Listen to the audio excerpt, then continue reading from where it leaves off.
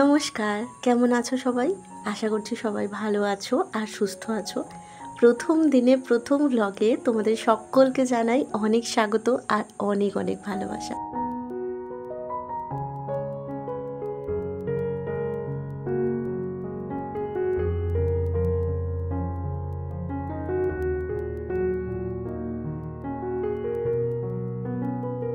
এখন ঘড়ির কাঁটায় ঠিক সকাল 11:30 মতো বাজতে যায় আর এখন থেকেই আমি ব্লগটা শুরু করছি।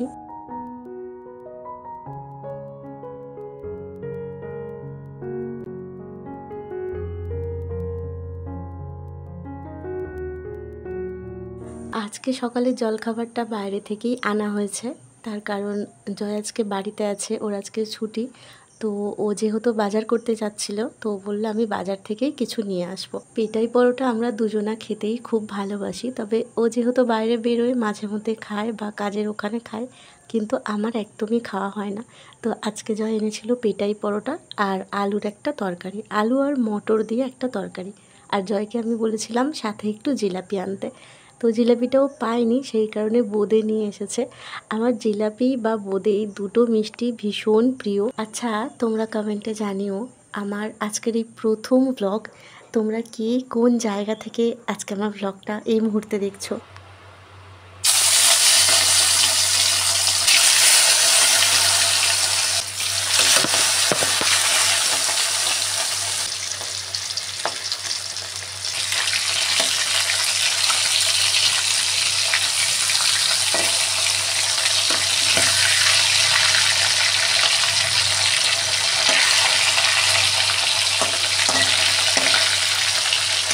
আজকে থেকেই শুরু হলো আমার নতুন এক জার্নি। জানি এই পথটা অতটাও সহজ নয়, তবে তোমরা যদি আমার সাথে থাকো তাহলে আমি একটু হলেও পথটাকে সহজ করে নিতে পারবো।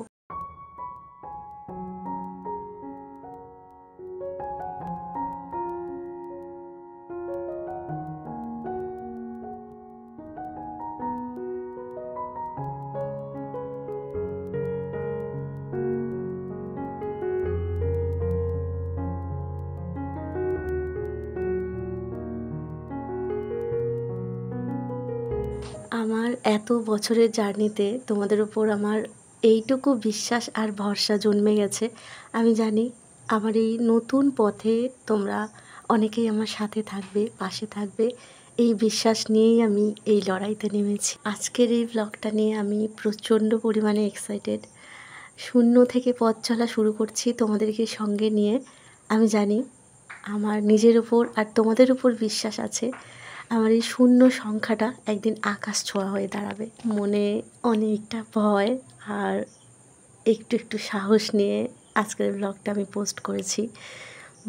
অনেক দিন পর আবার আমাকে বলতে হচ্ছে আজ আমার প্রথম ব্লগ। আশা করছি তোমরা বুঝতে পারছো আমার মনের ভেতরের অবস্থাটা কি হচ্ছে।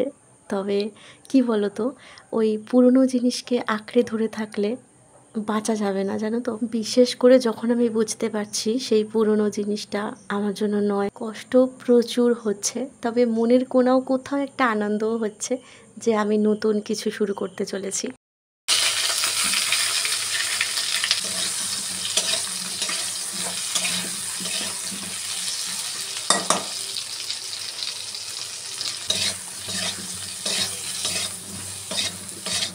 আমি জানি আজকে আমি এখানে অনেক চেনা মুখ দেখতে পাবো, তবে কতজনকে পাবো সেটা জানি না। আমি আশা করছি যারা আমাকে ওখানে ভালোবাসা দিয়েছো এখানেও সমানভাবে আমাকে ভালোবাসা দেবে, সাপোর্ট করবে। তোমাদের সাপোর্ট ছাড়া আমি কখনো এগিয়ে যেতে পারিনি, এটা আমি সবসময় বলি যে আমি যেটুকু ওখানে এগিয়েছিলাম সেটুকু তোমাদেরই জন্য। আর আশা করছি এখানেও সেই ভালোবাসাটা আমি পাবো তোমাদের কাছ থেকে। আচ্ছা, যারা আমার ওই পরিবার থেকে এসেছো, আমার প্রথম ব্লগ তোমরা দেখছো, তোমাদের জন্য অনেক ভালোবাসা আর অনেক অনেক অনেক ধন্যবাদ। আর যারা নতুন দেখছো, কারা কারা নতুন বা আজকে প্রথম আমার ব্লগ দেখছো আমি জানি না, তো তাদেরকে বলি আমার একটা চ্যানেল ছিল, অনেক বড় একটা চ্যানেল ছিল, কিন্তু সেটা আমি ছেড়ে দিতে বাধ্য হই। 5 বছর আমি অপেক্ষা করেছি, সাথে সাথে আমি ছেড়ে দিইনি, 5 বছর অপেক্ষা করেছি। যখন আমি বুঝতে পেরেছি যে ওই জায়গাটা হয়তো আমার জন্য নয়, তখন আমি ওই জায়গাটা ছেড়ে দিয়েছি। ওই যে হয় না, আমরা যখন কোনো সম্পর্কে থাকি তখন ঠিক বুঝতে পারি যে এই সম্পর্কটা হয়তো আমার জন্য ঠিক নয়, তো তখন আমরা কি করি, সেই সম্পর্ক থেকে বেরিয়ে আসি। আমারও এটা মনে হয় যে এই সম্পর্ক আমাদেরকে কাঁদায় বা কোনো জিনিস যদি আমাদেরকে কাঁদায়, আমার মনে হয় সেখান থেকে বেরিয়ে আসাই ভালো। তো কিছু কারণে আমি সেখান থেকে বেরিয়ে এসে নতুন পথ চলা শুরু করেছি। আমার পাশে থেকো, যারা নতুন আছো আমার চ্যানেলটা সাবস্ক্রাইব করে আমার পাশে থেকো। হ্যাঁ, অবশ্যই যদি আমার ব্লগ তোমাদের ভালো লাগে তাহলে দেখো তো, তোমাদের সাথে গল্প করতে করতে আমি নিজের পরিচয়টা দিতেই ভুলে গেছি। আমি মাম, আর আমার নতুন চ্যানেলের নাম হচ্ছে রং মিলান্তি।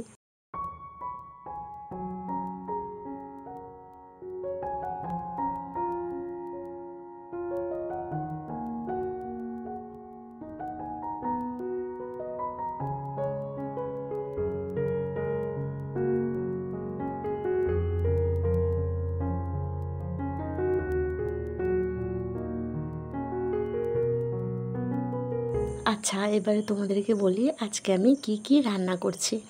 তোমাদেরকে তো বললামই সকালবেলা জয় একটু বাজারে গেছিলো। আমাদের কাছে পিঠেই একটা বাজার রয়েছে, খুব একটা দূরে নয়। তো সেই বাজারটার নাম হচ্ছে ছোট বাজার। বাজারটা খুব একটা বড় না হলেও এখানে অনেক রকমের শাকসবজি, তারপর মাছ অনেক কমে পাওয়া যায়। তো সেখান থেকে জয় আজকে 2 রকমের মাছ নিয়ে এসেছে, সেটাও অনেক কমেই পেয়েছিল। সার্টিন মাছ নিয়ে এসেছে, কে কে খাও আমাকে কমেন্টে জানিও। আর নিয়ে এসেছে 150 গ্রাম মতো চিংড়ি মাছ।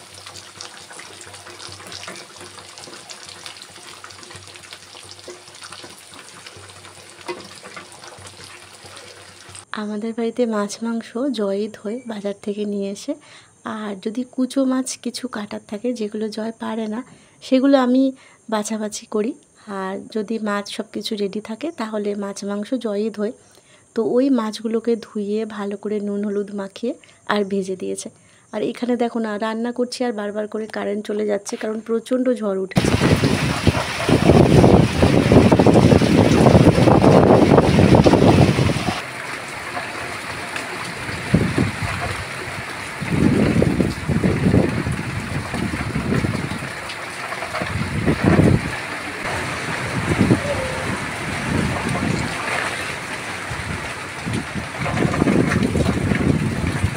তো জয় মাছগুলোকে ভেজে দিল, 2 রকম মাছই জয় ভেজে দিয়েছে। আর ততক্ষণে আমি যা যা রান্না করব সেই সমস্ত সবজিগুলোকে আমি রেডি করে নিচ্ছিলাম। আর এদিকে দেখো জয়ের মাছ ভাজা হয়ে গেছে, আর এপাশে ভাতও চাপানো হয়ে গেছে। আজকে হাঁড়িতেই ভাত হবে আমাদের।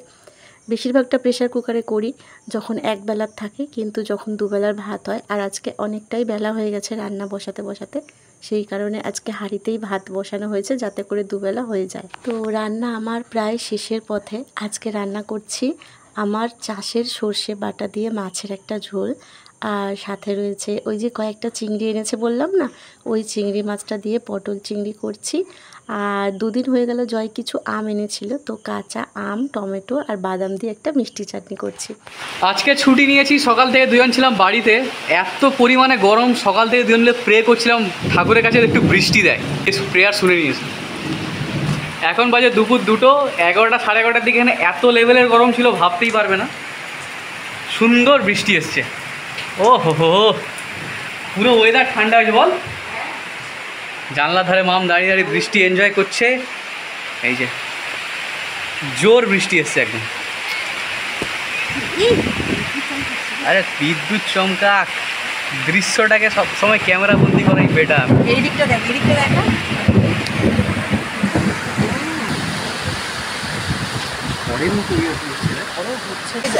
ঝড় উঠেছে, বিশাল ঝড় এসছে। এই চার্জারের সুইচ অফ করে দে, এই ঝড় উঠেছে।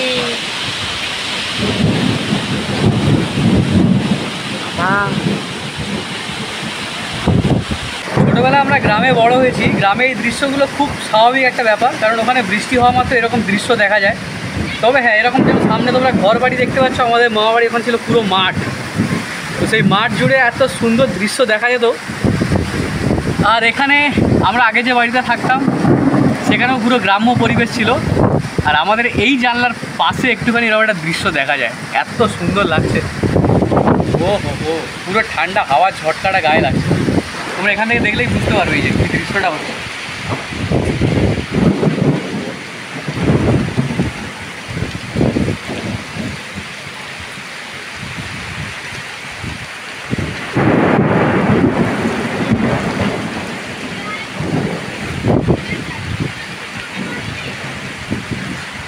বিদ্যুতের গর্জন জিনিসটা যতটা ডেঞ্জারাস ততটা সুন্দর, তাই না? এই রে, এই লাউ গাছের ভেঙে পড়ে গেছে তো, এটা কাকিমাদের লাউ গাছ। এই বাঁশটা এখান থেকে খুলে পড়ে গেছে, ওটা আমি তুলে দেবো একটুখানি বৃষ্টি এটা কমুক, কারণ এই মুহূর্তে আমি ভিজবো না, আমার হালকা ঠান্ডা লেগে আছে।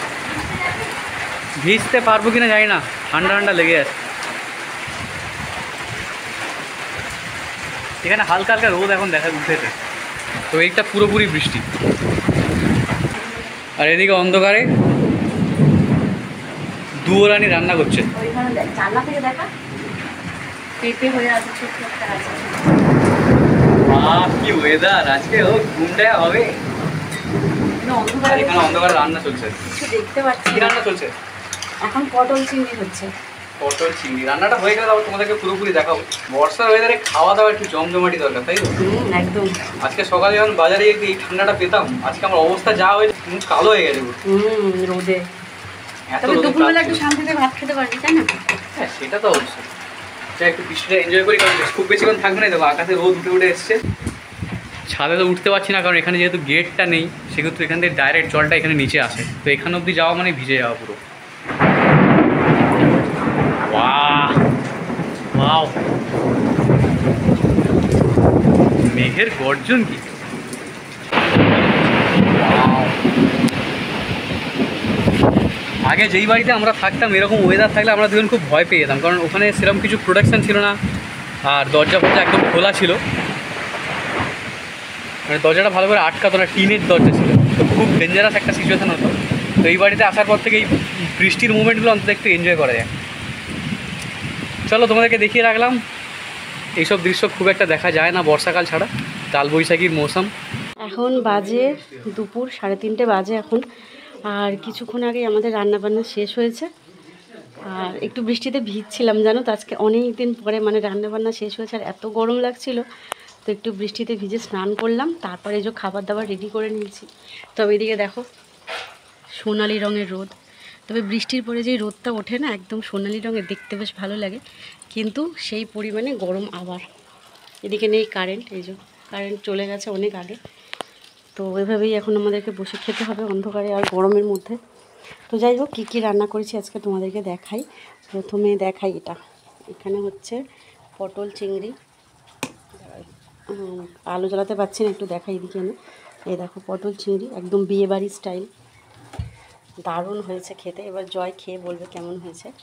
তো এখানে রয়েছে পটল চিংড়ি, আর এদিকটা রয়েছে সর্ষে দিয়ে বেগুন দিয়ে মাছের একটা হালকা হালকা ঝোল, সর্ষের ঝোল। আর এইখানে হচ্ছে চাটনি, আম আর টমেটো দুটো মিশিয়ে একটু বাদাম দিয়ে চাটনি করেছি। এই হচ্ছে আজকে আমাদের মেনু। এখানে তোমাদেরকে দেখিয়ে দিই, সুন্দর করে প্লেটটা সাজিয়ে নিয়েছি। এখানে আমি একটা ভিডিও করছিলাম আলাদা, সেই কারণে প্লেটটা সুন্দর করে সাজিয়েছি। এই যে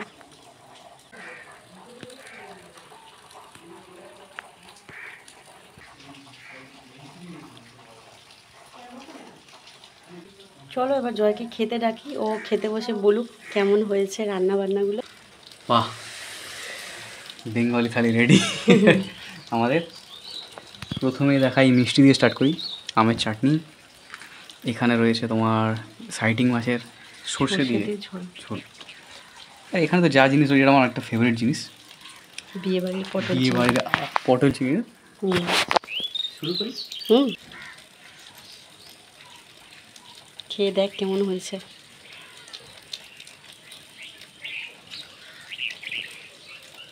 মারাত্মক, সিরিয়াসলি বিয়েবাড়ির মতো লাগছে একদম বিয়েবাড়ি।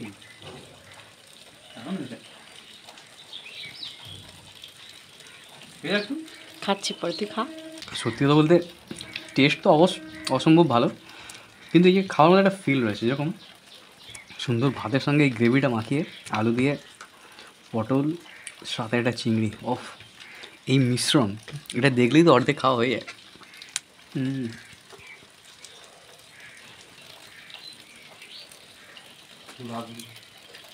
সুন্দর, ভালো হয়েছে? গ্রেভিটা এত লাভলি টেস্ট হয়েছে। পটলগুলো আজকে একদম মানে নরম করে ভেজে নিয়েছিলাম, লাল লাল করে। ভালো হয়েছে। ভেবেছিলাম জানো তো দুজন মিলে একসাথে আজকে খেতে বসবো, কিন্তু কারেন্টটা চলে গেল। এবার ক্যামেরাটা ওদিকে রাখলে আর মানে রাখা যাবে না, দেখা যাবে না ঠিক মতো। ওই জন্য বললাম তুই বস, আমি ক্যামেরা করি, তারপর আমি বসছি। পটল চিংড়ি যে ব্যাপারটা, এটা অনেকদিন ধরে মাথায় চলছিল, তো সেরকম সেটাকে এক্সিকিউট করা যায়নি, তো আজকে হয়েছে। মানে যেরকম একটা মাথায় যে ব্যাপারটা নিয়ে এসেছিলাম যে এরকম হওয়া উচিত, তার থেকেও মানে কয়েক গুণ বেটার, খুব সুন্দর স্বাদ হয়ে যায়। তো রান্না করার পর আমাকে বলেও ছিল যে খেয়ে দেখবি কেমন হয়েছে, বিয়ে বাড়ি ফের হবে। সত্যি মিলে গেছে। চিংড়ি মাছ নিবি? না, চিংড়ি মাছ আমার খুব ফেভারিট, যা স্বাদ হয়েছে চিংড়ি মাছও লাগবে না। চিংড়ি মাছ খেতে তুই ভালোবাসিস। প্রথমে ভেবেছিলাম চিংড়ির মালাইকারি করবো, তারপর ভাবলাম, ও বললো যে নর্মালি কিছু কর, পরে করবো। একে যা গরম ছিল সকাল থেকে, রান্না করলে আলু অবস্থা খারাপ আলু হয়ে দেবো, যায়। আলু পটল না কিছু না, দেবো? ঠিক আছে। একদম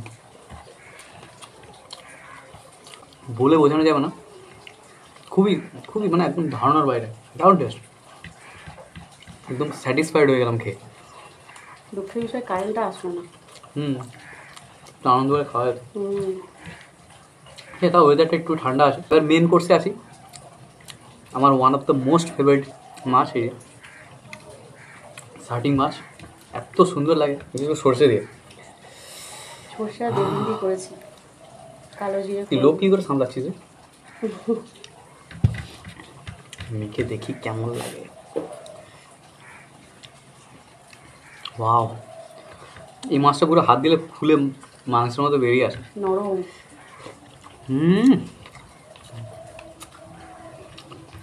মানে প্রতিটা রান্না অসাধারণ, পারফেক্ট। আমাদের উপরে একটা কোটিং থাকে, কোটিংটা তুলে দিতে হয়, তুলে ভেতরটা পুরো একদম নরম মাংসের মতো। হ্যাঁ, মাছটা একদম তাজা ছিল, এত সুন্দর খেতে হয়েছে।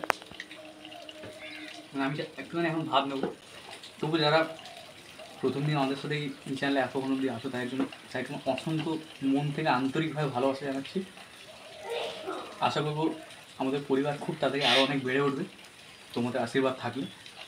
তো বেশিক্ষণ ভিডিওটা বাড়াবো না, এইটুকু রিকোয়েস্ট আমার তরফ থেকে, দুজনের তরফ থেকে, যে অবশ্যই একটু সাপোর্ট করো। আগে আমাদের একটা চ্যানেল ছিল, অনেকে জানো অনেকে জানো না, তো সেই চ্যানেলটা আমরা এখন এটা নতুন করেছি।